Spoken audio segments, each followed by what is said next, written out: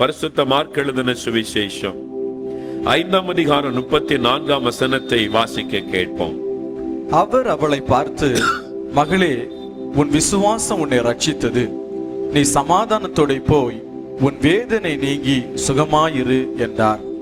இயேசு ஒரு பெண்ணை நோக்கி சொல்லுகிறார், மகளே, திடன்கொள், நீ சமாதானத்தோடு போய் உன் வேதனை நீங்கி சுகமாயிரு. ஒரு ஆறுதலான வார்த்தை இயேசு சொல்லுகிறார். யார் இந்த பெண்?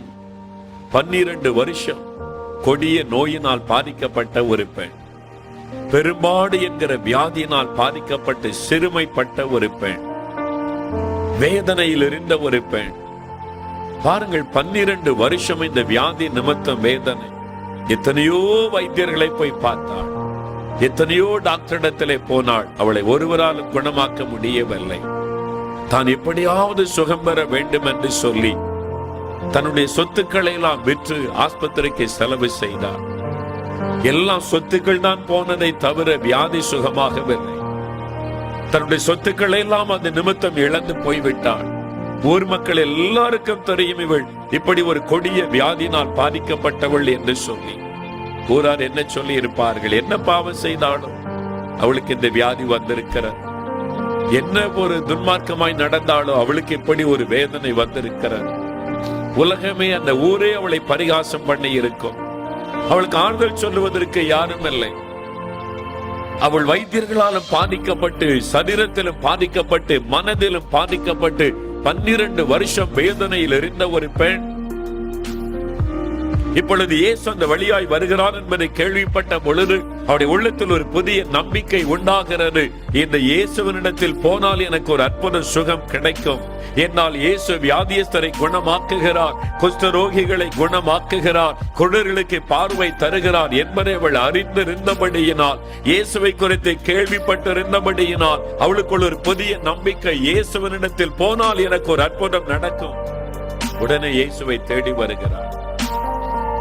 அவளுக்கு அடுத்த ஒரு பிரச்சனை வருகிறது. இயேசுவை சுற்றிலும் எப்பொழுதும் திரள் கொண்ட மக்கள் இருப்பார்களே. அவருடைய சீஷர்கள் இருக்கிறார்கள், திரளான மக்கள் இருக்கிறார்கள். எப்படி போய் இந்த வியாதியை நான் சொல்லுவது? அவளுக்கு வந்திருக்கிற வியாதி சாதாரண ஒரு வியாதி அல்லது ஒரு தீட்டான ஒரு வியாதி, unclean disease. இந்த வியாதிப்பட்டவள் யாரை தொட்டாலும் அது தீட்டாக அந்த நாட்களில் கருதப்பட்டது. இந்த வியாதி உள்ளவர்களை யார் தொட்டாலும் அது தீட்டு என்பதாக இந்த நாட்களில் எண்ணப்பட்டது. ஆகவே அவர் தீட்டான ஒரு அருவருப்பான வியாதியாக கருதப்பட்டபடியினால் தன்னை குறித்த ஒரு வேதனை, இப்படி ஒரு வியாதி எனக்கு வந்து விட்டது, ஒரு தீட்டான வியாதி எனக்கு வந்து விட்டது, உலகமே என்னை அருவருப்பாக பார்க்கிறது. அந்த கிராமத்தில் இந்த மக்கள் அவளை அருவருப்பாய் பார்த்திருப்பார்கள். இவளுக்கு வந்திருக்கிற வியாதி இப்படி ஒரு வியாதி. ஐயோ, அவளை தொட்டால் அது அருவருப்பு, அது ஒரு தீட்டு. ஆகவே அவளோடு கூட பேச, அவளுக்கு அன்பு காட்டக்கூட சமுதாயம் மறுத்திருக்கும். அப்படி ஒடுக்கப்பட்ட நிலைமையில் வேதனையில் இருந்த ஒரு பெண் இப்ப இயேசுவிடத்தில் போய் எப்படி இந்த வேதனையை சொல்லுவது? எல்லாருக்கும் மத்தியில், ஐயா, எனக்கு இப்படி ஒரு வியாதி இருக்கிறது, என்னை குணமாக்கும் என்று எப்படி இயேசுவண்டை கேட்பது? வெளியே சொல்ல முடியாத அளவிற்கு அப்படி ஒரு கொடிய நோயினால் பாதிக்கப்பட்டிருந்தபடியினால் அவருடைய உள்ளம் எவ்வளவு வேதனைப்பட்டு காயப்பட்டிருக்கும் என்று எண்ணி பாருங்கள். ஆனாலும் அவளுக்கு ஒரு நம்பிக்கை, இயேசுவை நான் தொட்டால் நான் சுகமாவேன், அவரை தொட்டால் மாத்திரம் போதும் நான் சுகமாவேன். அவளுடைய இருதயம் காயப்பட்டு கொடிய நோயினால் பாதிக்கப்பட்டிருந்தாலும் அவளுக்கு ஒரு விசுவாசம் இருந்தது. இயேசுவை தொடும் பொழுது நான் சுகமாவேன் என்கிற ஒரு விசுவாசம் அவளுக்குள் இருந்தது. அவள் தொட்டவுடன் வேதம் சொல்லுகிறார், இயேசுவினிடத்திலிருந்து ஒரு வல்லமை அவளுக்குள் பாய்ந்து சென்றது. உடனே அவளால் உணர முடிந்தது. அந்த உதரத்தின் ஊரல் நின்றது. தன் சரீரத்தில் ஆரோக்கியமானதை அவள் உணர்ந்தாள் என்று வேதம் சொல்லுகிறது. சுகமானதை அவளால் உணர முடிந்தது. பிரியமானவர், அவள் சுகமானதை உணர்ந்தாள். இப்பொழுது இயேசு சொல்லுகிறார், என்னை தொட்டது யார்? திரள் கூட்ட மக்களுக்கு நடுவில் ஆண்டவர் கேட்கிறார், என்னை தொட்டது யார்? இப்பொழுது அவருடைய உள்ளம் பயத்தினால் நிரம்பிற்று. சுகத்தை பெற்றுக்கொண்ட சந்தோஷம் ஒரு பக்கம், அப்படியே போய்விடலாம் என்று எண்ணி இருந்த பொழுது இயேசு கேட்கிறார், யாரோ என்னை தொட்டு சுகம் அடைந்திருக்கிறீர்கள், என்ன நடந்தது சொல்லுங்கள் என்பதாக. வேதம் சொல்லுகிறது, இந்த பெண் நடுங்கி இயேசுவுக்கு முன்பாக வந்தாள். எல்லோரும் அதை பார்க்கிறார்கள். நடுக்கத்தோடு வந்து நிற்க, ரகசியமாய் வந்து இயேசுவை தொட்டு சுகத்தை பெற்று ரகசியமாய் போய்விடலாம் என்று அவள் எண்ணிக்கொண்டிருந்தவள் இப்பொழுது எல்லாருக்கும் மத்தியில் நெருக்கம்படிக்கு ஆண்டவர் செய்து விட்டார். அவள் நடுக்கத்தோடு வந்தாள். ஆண்டவர் கோபப்படுவாரோ? என் எப்படி நீ தொடலாம்? உன்னுடைய வியாதி ஒரு தீட்டான வியாதி. இந்த வியாதி உள்ளவர்கள் எப்படி தொட முடியும்? இது தீட்டல்லவா என்று ஆண்டவர் கடிந்து கொள்ளுவாரோ? அந்த பயம் அவருடைய உள்ளத்தில் இருந்தது. ஆகவே தான் நடுக்கத்தோடு வந்து நின்று நடந்த காரியங்களை சொல்லுகிறார். உடனேயே என்ன சொல்லுகிறார்? அவளை கோபப்படவில்லை. நீ ஒரு பெண், எப்படி இந்த தீட்டான வியாதியோடு என்னை தொடலாம் என்று ஆண்டவர் அங்கே சட்டம் பேசவில்லை. ஆண்டவர் என்ன சொல்லுகிறார்? மகளே, திடன்கொள். You are my daughter. நீ என்னுடைய மகள், நான் உன்னுடைய தகப்பன். நீ திடன்கொள். என் பிள்ளை நேசிப்பதை போல நான் உன்னை நேசிக்கிறேன். நீ திடன்கொள். சமாதானத்தோடு போய் உன் வேதனை நீங்கி சுகமாயிரு. உன் வேதனைக்கு முடிவு வந்தது. ஆறுதலான ஒரு வார்த்தை சொன்னார். இயேசு கோபப்படுவாரோ? தன்னை கடிந்து கொள்ளுவாரோ? எப்படி என்னை தொடலாம் என்று கேட்டு விடுவாரோ என்று பயந்து நடுங்கி நின்ற ஒரு பெண். ஆனால் ஆண்டவர் பாருங்கள், அன்பான வார்த்தை சொல்லி அவளை ஆறுதல் படுத்தி சமாதானத்தோடு போ, இன்றைக்கோடு உன் வேதனை முடிந்தது, இனி ஆரோக்கியத்தோடு இரு என்று ஆறுதல் படைத்து அனுப்பினார். இன்னைக்கு ஏதோ ஒரு வியாதியை சுமந்து கொண்டு வந்திருக்கலாம். உன்னுடைய சரீரத்தில் ஏதோ ஒரு நோயினாலே பாதிக்கப்பட்டு வந்திருக்கலாம். சமுதாயத்தால் ஒருவேளை புறக்கணிக்கப்பட்ட நிலைமையில் வெளியே சொல்ல முடியாத ஒரு வியாதியோடு இந்த இடத்தில் வந்திருக்கலாம். இயேசு உங்களை நேசிக்கிறார். அவர் உங்களை தொட, உங்களை குணமாக்க, உங்களை மகிழ்ச்சியோடு அனுப்ப ஆண்டவர் விரும்புகிறார். அநேக ஆண்டுகளுக்கு முன்பாக கன்னியாகுமரி மாவட்டத்தில் குளித்துறை என்கிற ஒரு இடம் இருக்கிறது. அங்கே ஊழியத்திற்காக சென்றிருந்தோம். 4 நாட்கள் நற்செய்தி கூட்டம் இப்படி நடைபெற்றது. கடைசி நாள் கூட்டம். எங்கும் ஜனங்கள் வந்து அமர்ந்து வசனத்தை கேட்டுக் கொண்டிருந்தார்கள். கொஞ்ச நேரம் தான் பிரசங்கம் நடந்திருக்கும். திடீரென்று மழை பெய்ய ஆரம்பித்தது. பெரும் மழை பெய்ய ஆரம்பித்தது. ஆகவே சுருக்கமாய் நான் தேவனுடைய வசனத்தை சொல்லி வந்திருந்த மக்களின் ஆசீர்வாதத்திற்காக ஜெபிக்க ஆரம்பித்தேன். அப்படி ஜெபித்துக் கொண்டிருக்கும் பொழுது திடீரென்று பரிசுத்த ஆவியானவர் தெளிவாக ஒரு காரியத்தின் கண் முன்னால் நிறுத்தினார். அந்த கூட்டத்தின் மைதானத்திற்கு வெளியிலே தூரமான ஒரு இடத்தில், இந்த சத்தம் கேட்கக்கூடிய ஒரு இடத்தில், ஒரு மனிதன் ஒரு மரத்திற்கு அடியில் 2 கைகளையும் சேர்த்து வைத்துக் கொண்டு நடுக்கத்தோடு நிற்கிற ஒரு காட்சியை தேவனின் கண் முன்னால் நிறுத்தி சொன்னார். குஷ்டரோக வியாதியினால் பாதிக்கப்பட்ட ஒரு மனிதன் இந்த கூட்டத்திற்குள் வருவதற்கு வெட்கப்பட்டு தூரமாய் நின்று கொண்டிருக்கிறான். என்னை நோக்கி அவன் கூப்பிடுகிறான். என்னை நோக்கி அவன் கூப்பிடுகிறான். அவனுடைய சத்தத்தை நான் கேட்டேன்.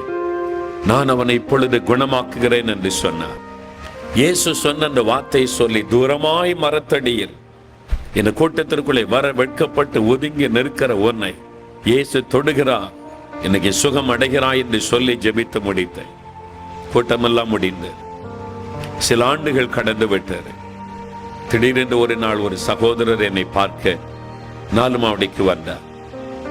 சில கொஞ்சம் காணிக்கைகளை எடுத்துக்கொண்டு என்னை சந்திக்க வேண்டும் என்று வந்திருந்தார். நான் அவரோடு பேசும்போது என்ன வேலை செய்கிறீர்கள் என்று கேட்டேன். கூலி வேலை செய்கிறேன், மீதி நேரமெல்லாம் ஆண்டவருக்கு ஊழியம் செய்கிறேன், என்னால் முடிந்த ஊழியம் செய்கிறேன் என்று சொன்னார். படிப்பறிவில்லாத, அதிக படிப்பறிவில்லாத சாதாரண ஒரு ஏழை மனிதர்.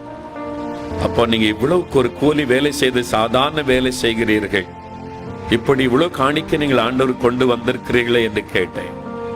அப்போதான் அவர் சொன்னார், சில ஆண்டுகளுக்கு முன்பாக குளித்துறையில் நீங்கள் பிரசங்கம் பண்ணும் போது இப்படி ஒரு மனிதரை குறித்து சொன்னீர்களே, அந்த மனிதன் நான் தான். குஷ்டரோக வியாதியினால் பாதிக்கப்பட்டு என் குடும்பத்தால் சமுதாயத்தால் புறக்கணிக்கப்பட்ட நிலைமையில், வெளியே வருவதற்கு வெட்கப்பட்ட ஒரு நிலைமையில், கூட்டத்திற்கு வெளியிலே தூரமாய் மரத்தடியில் நின்று நான் உடைய வார்த்தையை கேட்டுக்கொண்டிருந்தேன். மழை பெய்தது. அந்த மழைக்கு நடுவில் நனைந்து கொண்டேன். என்று இயேசுவே எனக்கு ஒரு அற்புதம் செய்ய மாட்டீரா என்று கதறினேன். அந்த நேரம் மேடையில் இருந்து நீங்கள் இந்த வார்த்தை சொல்லி ஜெபித்தீர்கள். அன்றைக்கு இயேசு என்னை தொட்டார். அன்றைக்கு இயேசு என்னை தொட்டார். இன்றைக்கு சரீரத்தை பாருங்கள், குஷ்டரோக வியாதி வந்ததற்குடைய அடையாளம் கூட என் சரீரத்தில் இல்லை. இயேசு அன்றைக்கு பூரணமான சுகத்தை எனக்கு கொடுத்தார். ஆகவேதான் இந்த இயேசுவுக்கு என்னால் முடிந்த ஊழியத்தை நான் செய்து கொண்டிருக்கிறேன். அவருக்காக நான் வாழ்கிறேன் என்று சொன்னார். இயேசு நேற்றும் இன்றும் என்றும் மாறாதவர். இன்றைக்கு காயப்பட்ட ஒரு உள்ளத்தோடு எனக்கு ஒரு சுகம் கிடைக்குமா என்ற ஏக்கத்தோடு வந்திருக்கலாம். ஆண்டவர் உங்களை சுகமாக்கி உன்னுடைய வேதனை நீங்க சுகமாயிரு என்று அனுப்பத்தான் இங்கே உங்களை அழைத்து வந்திருக்கிறார். கடைசியாக ஒரு சம்பவத்தை சொல்லி நான் ஜெபிக்க விரும்புகிறேன். பரிசுத்த லூக்கா எழுதின சுவிசேஷம் 7ஆம் அதிகாரம் 13ஆம் வசனத்தை வாசிக்க கேட்போம். கர்த்தர் அவளை பார்த்து அவள் மேல் மனதுருகி அழாதே என்று சொல்லி கிட்ட வந்து பாடையை தொட்டார். ஏன் இயேசு நாயின் என்ற ஒரு ஊருக்கு கடந்து வருகிறார். அங்கே நடந்த சம்பவம் இது. இப்பொழுதும் இதே பெயரில் அந்த ஊர் இருக்கிறார். இஸ்ரவேல் தேசத்தை பார்க்க போயிருந்த பொழுது இந்த ஊருக்கு போக வேண்டும் என்று சொல்லி இந்த வழிகாட்டு இடத்துல சொன்னேன். அவர் சொன்னார், நான் இத்தனை 10-15 வருஷமாய் வழிகாட்டியா இருக்கிறேன், அந்த ஊருக்கு யாரையும் அழைத்து போனதே இல்லை. என்னால் அந்த போக கூடாத ஒரு இடம், இப்படி முடியாத ஒரு சூழ்நிலை ஒரு இடம் என்று சொன்னார். நான் சொன்ன, இல்லை, நான் கட்டாயம் பார்க்க வேண்டும் என்று அழைத்து போங்கள் என்று. அங்கே எங்களை அழைத்து போன போது ஒரு அருமையான ஒரு சின்ன ஆலயம் இருக்கிறது. இயேசு இந்த நாயின் ஒரு விதவையின் மகனை உயிரோடு எழுப்பின அந்த இடத்தில் ஒரு அழகான ஆலயத்தை எழுப்பி வைத்திருக்கிறார்கள். அதே பெயரிலே தான் இன்றைக்கும் அந்த ஊர் இருக்கிறது. நாயின் என்று அழைக்கப்படுகிறார். இயேசு அந்த ஊருக்கு வரும் பொழுது மரித்து போன ஒரு வாலிபனை அடக்கம் பண்ண கொண்டு வருகிறார்கள். அவள் ஏற்கனவே ஒரு விதவை பெண். அவளுக்கு வேறு எந்த ஆதரவும் இல்லை. தன்னுடைய ஒரே மகன், அவன்தான் அந்த பெண்ணுக்கு ஒரு ஆறுதல், ஒரு ஆதரவு. அந்த மகனை நம்பித்தான் என் வாழ்க்கை என்று அவள் வாழ்ந்து கொண்டிருந்தாள். திடீரென்று அவன் மரணம் அடைந்து விட்டான். இப்பொழுது இந்த விதவையுடைய நிலைமை யோசித்து பாருங்க. அவருடைய இருதயம் நொறுங்கி போனது. அவருடைய வாழ்க்கையை இருள் அடைந்து போனது. இனிமேல் நான் எப்படி வாழப் போகிறேன்? யாருக்காக வாழப் போகிறேன்? யார் எனக்கு இருக்கிறார்கள்? யார் என்னை ஆறுதல் படுத்துவார்கள்? யார் எனக்கு உதவி செய்வார்கள்? யார் என்னை காப்பாற்றுவார்கள்? பல கேள்விகளுடைய உள்ளத்தில் எழும்பி இருக்கும். காயப்பட்ட ஒரு உள்ளத்தோடு அழுது கொண்டே வருகிறாள். ஊராரில் திரளான மக்கள் சவ ஊர்வலத்தில் வருகிறார்கள். ஒருவரும் அவளை ஆறுதல் படுத்தவில்லை. உங்களுக்கு நான், உனக்கு நாங்கள் இருக்கிறோம், ஏன் அழுகிறாய்? உடைய மகன் மரித்து விட்டால் என்ன, நாங்கள் கவனித்துக் கொள்வோம் என்று சொல்ல ஒருவரும் முன் வரவில்லை. யாரும் அவளை ஆறுதல் படுத்த முன் வரவில்லை. பிரியமானவர்களே, நாம் சிரிக்கும் பொழுது உலகமே நம்மோடு சேர்ந்து சிரிக்கும். ஆனால் அழும் பொழுது தனிமையாகத்தான் அழ வேண்டும் என்று சொல்லுவார்கள். அவள் அழுது கொண்டே வருகிறாள். தனிமையாக அழுது கொண்டே வருகிறாள். இயேசு அவளை கண்டவுடன் வேதம் சொல்லுகிறது, மனதுருகினார். அந்த விதவை இயேசுவை தேடி வரவில்லை. ஆண்டவருடைய பாதத்தில் வந்து விழவும் இல்லை. என் மகனை எழுப்பி தாரும் என்று கேட்கவும் இல்லை. அவள் அழுது கொண்டே போகிறாள். இயேசுடைய கண்ணீரை கண்டவுடன் மனதுருகினார் என்று வேதம் சொல்லுகிறது. அவருடைய இருதயம் நொறுங்கினது. ஐயோ, ஒரு விதவை தாய் அழுகிறாளே, எனக்கு யார் இருக்கிறார்கள் என்று கண்ணீர் வடிக்கிறாளே. அவருடைய இருதயம் ஏற்கனவே காயப்பட்டு போனது. புருஷனை இழந்து வாழ்க்கையிலே அவமானங்கள், நிந்தைக்கு நடுவில் அவள் வாழ்ந்திருந்திருக்க வேண்டும். ஒரே நம்பிக்கை போய்விட்டதே என்று மனம் கலங்கி பொழுது நிற்கிறாள். அவளுக்கு உதவி செய்ய, ஆறுதல் சொல்ல யாருமற்ற நிலைமையில் இயேசு மனது உருகி அவளுக்கு அருகில் சென்று முதலாவது சொன்ன வார்த்தை, நீ அழாதே. Women weep not. நீ அழாதே. நீ அழுவதை நான் தாங்கிக் கொள்ள முடியவில்லை. நீ கண்ணீர் வடிப்பதை நான் தாங்கிக் கொள்ள முடியவில்லை. நீ அழாதே என்று ஆண்டவர் ஆறுதல் படுத்தினார். வேறு வார்த்தையை மாத்திரம் ஆண்டவர் சொல்லி ஆறுதல் படுத்தி விட்டு போய்விடவில்லை. அடுத்த ஆண்டவர் சொன்னார், பாடையை தொட்டார். உடனே அதை சுமந்தவர்கள் நின்றார்கள். வாலிபனை எழுந்திரு என்று உனக்கு சொல்லுகிறேன் என்றார். மரித்து போன வாலிபனை உயிரோடு எழுப்பி ஆண்டவர் இந்த தாயின் கையிலே கொடுத்தார். உன்னுடைய ஆறுதல் உன்னுடைய மகன் தானே. உன்னுடைய ஆறுதலுக்காக இதோ மகனை நான் உயிரோடு எழுப்பி தருகிறேன் என்று அவருடைய கண்ணீரை துடைக்கும்படி ஆண்டவர் இந்த அற்புதத்தை செய்தார். வெறும் வார்த்தையில் ஆறுதல் சொல்லிவிட்டு போகிறவர் அல்ல இயேசு. நீ அழாதே என்று சொல்லிவிட்டு போகிறவர் அல்ல. உன்னுடைய கண்ணீரை துடைப்பதற்காக அற்புதங்களை செய்கிறவர். உங்களை ஆறுதல் படுத்துவதற்காக அவர் மரித்தோரையும் உயிரோடு எழும்பச் செய்கிறவர். அவரால் உங்களை ஆறுதல் படுத்த முடியும். இன்னைக்கு உங்களுடைய இருதயம் காயப்பட்ட நிலைமையில் வந்திருக்கலாம். தனிமையில் அழுது கொண்டு நாட்களை கழித்துக் கொண்டிருக்கலாம். என் கணவர் கூட என் வேதனை புரிந்து கொள்ளுவதில்லை, என் மனைவி கூட என்னை விளங்கிக் கொள்ளுவது இல்லை, எனக்கு ஆறுதல் சொல்ல ஒருவரும் இல்லை, ஒரு அனாதையை போல தனித்து விடப்பட்டு விட்டேனே என்று தனிமையில் நீங்கள் அழுது கொண்டு நாட்களை கழித்துக் கொண்டிருக்கலாம். உடைய கண்ணீரை புரிந்து கொள்ளுகிற ஒரு ஆண்டவர், உடைய இருதயத்தின் காயத்தை விளங்கிக் கொள்ளுகிற ஒரு இயேசு, ஆறுதலின் தேவனாக இன்றைக்கு உங்களை தேடி வந்திருக்கிறார். உங்களுக்கு ஆறுதல் செய்யும்படி அவர் வந்திருக்கிறார். வெறுமனே ஆறுதல் சொல்லிவிட்டு போவதற்காக அல்ல, உங்களை ஆறுதல் படுத்துவதற்கு என்ன அற்புதம் செய்ய வேண்டுமோ அதை கட்டாயமாக உங்களுக்கு செய்வார். என்ன அற்புதம் நடந்தால் உங்களுடைய இருதயம் ஆறுதல் அடையுமோ அந்த அற்புதத்தை அவர் உங்களுக்காக செய்வார். உடைய வாழ்க்கையில் என்ன அதிசயம் நடந்தால் உடைய உள்ளத்தில் இருக்கிற துக்கம் மாறி, காயங்கள் மாறி, ஆறுதல் வருமோ அந்த காரியத்தை ஆண்டவர் உங்களுக்காக செய்வார். அப்படித்தான் இந்த விதவைக்கு ஆண்டவர் செய்தார். ஒரு வார்த்தையிலே சொல்லிவிட்டு போகிறவர் அல்ல இயேசு.